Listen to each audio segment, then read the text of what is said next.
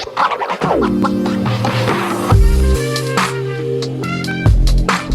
there, welcome back to my channel. My name is Brittney Bundles, and today's video is going to go over selling hair extensions in person or dropping off hair extensions to clients.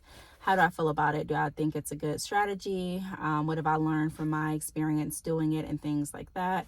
If you are interested in this video, be sure to give the video a big thumbs up. Please make sure that you are subscribed, and let's get right into it. So the first thing that I want to point out is I don't have my notes here, so if I'm a little jumpy in topic, please bear with me. But the first thing that I do want to say is that I rarely meet up with people for hair extensions at this point. When I first started my hair business, I did a lot of meetup transactions. I would meet up with people at nail salons. I would meet up with people in the parking lot of beauty supply stores, grocery stores, some even house visits. I would sell hair extensions very frequently on hand, and I do find value in having hair extensions on hand. I've created multiple videos as to why it's important to have hair on hand, and simply put, it's important so that you maximize every potential sale. If someone is looking for hair today and they're looking at you in another business, and this business that they're looking at doesn't have any inventory on hand and they're needing hair today, you have the advantage in that scenario because you actually have hair that you can provide to that client today. Have I encountered where people have had the opportunity to purchase hair on hand from another vendor and decided to place their order through me instead, whether I be out of town or whether I am unavailable to deliver the hair extensions for any reason, or I'm unavailable for them to pick the hair extensions up too? I still have had orders that have decided to place through me based on our relationship and also based on the quality of the extensions that I offer. However, if I'm giving advice to someone that is in the hair industry and they're wondering, hey, should I be doing this? It feels really taxing. I'm starting to wonder if it's really making financial sense or not, then I would recommend stopping and evaluate everything you're doing. So a lot of times as entrepreneurs, not even just strictly related to the hair industry, but as entrepreneurs as a total, we get really fixated on making that sale. We get really fixated on the quantity of sales versus the quality. And what I mean by that is sometimes we look at, okay, well, I can make 20 sales today by doing this, doing that, instead of looking at, well, I can also make as much money or more money and also save more time if I structure these 10 sales correctly. So what does that mean? Okay, so let's say, for example, we have someone that is running around town selling hair extensions, right? You have to take into effect the gas. You have to take into effect the time that it's taking to make those transactions. You also have to take into consideration other opportunities that you may be missing out on because you're not able to respond back or answer a DM or answer a text message or whatever the case may be. Even if you have your automatic replies, or even if you have the pretense for your customers and clients to know that your response is going to be 24 to 48 hours, it's still that chance that you may be missing other potential opportunities. And then again, like I said, you have to take into effect the gas, the wear and tear on your car, the time that it's taken to drive to point A to point B to point C to point D. And so, not saying that it doesn't make sense, but there are other ways that you can still make that income without doing a lot of running around. And then it's not just a lot of times a quick drop off. Sometimes potential customers are going to want to talk with you, and that takes more time. Sometimes they're going to want to inspect the hair that you deliver. And I don't mean just looking at it, but I mean like really, taking it out of the package in front of you, running their fingers through it. And it could be a lengthy process depending on who you're meeting and that person and things like that. And if you've delivered in person, then you probably are familiar with what I'm talking about. You probably can remember an instance where that exact thing happened to you. So you can look at that, or you can say, you know what I'm going to do is I'm going to focus on 10 sales that I've made online, And what I'm going to do is try to capitalize the 10 sales to the best of my ability so that I'm making even more than if I would have sold the 20 bundles. So that looks like, okay, if someone is placing an order for 3 bundles today, that looks like taking initiative, reaching out to them and seeing if there's anything else that you can add on to the order to make sure that the customer is leaving very satisfied and that you're exceeding their expectations. And then you're also maximizing all of the products or services that you can add or couple to that order. So let's say they order 3 bundles, right? I'm asking additional questions. I'm reaching out. I'm making sure that they're okay with their order. You can do this with your order follow-up. So if you're someone that sends a text or email right after someone orders, this would be a good time to do that. Just making sure that they got what they ordered, confirming the order back to them, and not only make sure that they're aware of what they got and that they made sure that they got everything that they intended to get, but it also gives them an opportunity to have direct contact with you, which a lot of people value, being able to directly contact the owner or someone that works at the company, because not every company offers that option. And then also they're appreciative that you're checking back in to make sure that they got everything that they intended to get. And it's kind of like a reminder and a confirmation, a summary. And then it's also an opportunity for you to look and ask additional questions and see what else they could benefit from. So whether that be adding a closure onto the order, whether that be introducing them to wholesale options, because maybe they express that they're purchasing the 3 bundles to wear to test out the quality of your hair. Maybe that's offering samples. Maybe that's offering something else that you, another service that you offer. Maybe it's a consultation. Maybe it's I'm just using some of my services, a website review, whatever the case may be. So I do that a lot. And when I started doing that, I stopped doing so many in-person drop-offs because I saw the potential of me actually being able to work with a multitude of people virtually versus running my gas out and taking time to drive across town or to meet people for bundles. Now, will I still sell bundles on hand? Yes, I will. But it has to make sense. So I no longer drive from one point of town to the other point of town. I stay in a small city, so it really doesn't take more than 30 minutes to get to another point of town. But I'm still not going to, more than likely, if I have someone that's wanting to purchase hair extensions, if it doesn't make sense, and I'm not just talking about the profit, but I'm talking about the time as well, more than likely I'm not going to drive across towns to drop off hair. Now, what some people do is they have a centralized meeting place where they have their customers come to them.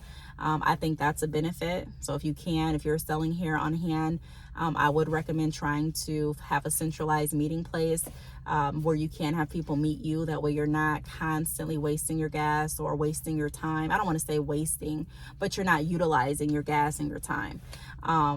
And you have time to maximize the orders that you currently have online. Now, you also can maximize the orders that you are delivering. However, it's a different atmosphere. So I find more success when I am working with people virtually to do the upselling, so to speak, versus in person, because in person it's typically someone meeting you, or in my experience, like on the lunch break, or right after work when they're headed to the grocery store, or on their way to their hair appointment. So it's not a lot of time to do that communication and that upsell. Now, sometimes you'll meet someone, like I mentioned a minute ago, where they'll have time to, take the bundles out and talk with you. And that could be a positive or negative depending on your schedule too. What I want to get through in this message is, yes, deliver hair on hand if it makes sense. If it does not make sense, if you find yourself, let's say that you priced your bundles in a way where you're getting a $10 profit, and it's going to take $8 more in gas for you to get over here to this person's house,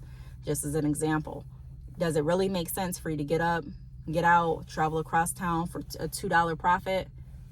Maybe not. You know what I mean? It just depends on what your goals are for your business. Does it make more sense for you to be able to ship out the bundles and you get the full $10 profit and not have to use any tour gas? Probably. So every business is set up differently. That's why I also stress, don't copy, for a lack of words, anyone else's business moves to the T, because you don't know what their goals are. You don't know what they're up against. You don't know how their financial structure is with their business.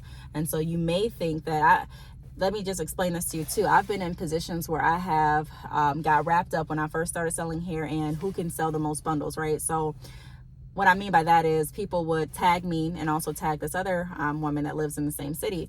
And they would say, someone would say, who has bundles in like this Facebook group? And some people would tag me and like my name under the post, and some people will tag her and like her name under the post. So me and her will both be trying to rush to the people like, I have the bundles, I'm over here, I'm here, I can leave out right now. And I did that so often, and eventually it got to the point where I reached out to her via DM. She reached out to me, and we were just communicating, because sometimes I would have the exact texture and length the customer's looking for. Sometimes I didn't. Sometimes she would have it. So we would kind of bounce orders off of each other. And we both had good quality extensions, and we kind of started working together. Not like we didn't work together where we were splitting profits or anything like that. We still had our separate businesses, but we were communicating with each other to make sure that the customer was able to get what they were looking for. And I can just tell you that the amount of orders don't necessarily equal the amount that someone's making. I work with many of businesses. I've communicated with many of businesses, even before I started mentoring, even before I started doing business consultations, where these companies have consistent orders and they don't really have a good profit. Now, it's a lot of things that factor into that. Normally, it stems from the products not being priced correctly, and then it also stems from not having a strategic plan on how to sell your products, how you're going to advertise your products. Even with drop shipping, I have people that I can see the drop shippers order because they, I'm connected to their website where they send them to me. And so I can see people that have consistent orders whom a lot of people may think are making a lot of money. But when it's said and done, the profit is not what people are thinking it is. And so you have to decide what you're looking to get out of your business. I think once you step into business for a while and you kind of get the new business excitement off of you. And again, I don't want to say it in a way where I'm like, okay, after you've been in business for a while, you won't have excitement, because I still get excited with what I'm doing. But it's a different type of feeling when you first get started. And like I said, it's kind of like that rush to who can get the most orders instead of who can make the most orders count, who can have the most quality orders. I remember sometimes I rush out the house and I would sell one bundle. And then the customer will call back a couple hours later and say, okay, well, I need another bundle too. Can you come? And I would do it. And again, I'm not saying there's anything necessarily wrong with it, but looking back now over my strategy and my profit and what I'm aiming to make each day, it wouldn't make financial sense for me to do that. And also wouldn't make sense for me to take time out and gas out to continuously go back and forth. So when I get asked a question, hey, do you think that I should sell bundles on hand? I think it's something you should offer. I think having hair on hand is something that's very beneficial for the reason that I mentioned in the beginning of the video, because it gives you more leverage to make more sales. It takes you out of the circle of having to rely only on shipping. And if someone needed hair extensions today or wanted the hair extensions today, you don't have to lose that order. However, do I think that it should be something that's utilized all the time where you're constantly running from house to house selling hair? Probably not. If you're going to do that, like I said, I recommend having a centralized meeting place. Every business is different. Every structure is different. Everyone has their pricing set up completely different. Everyone's days look completely different. But being a mother, having children, it doesn't make sense for me to do it like that. And even before I had my daughter a few months ago, I wasn't, selling hair on hand like that. Do people still do it? Yes. Do I see value in it? Like I said before, yes. But it all depends on what you're looking to do. It's very important to have a structured business plan, an action plan for your business. And if you're struggling with that, pricing is not the only thing that you want to focus on. It's not just the pricing, because you can have your pricing right, but you can still have your advertising off. You can have your pricing right, but you can still have the way that you operate your business off. You can have your pricing right, but you can still have your shipping rates off. So it's a collective approach when you look at becoming successful in business. And does success happen overnight? Not for the majority of us. So we want to make sure that we're doing everything that we can to structure a plan that works well for our business. What works for someone may not work well for you, and that's just the truth. That's with everything in life.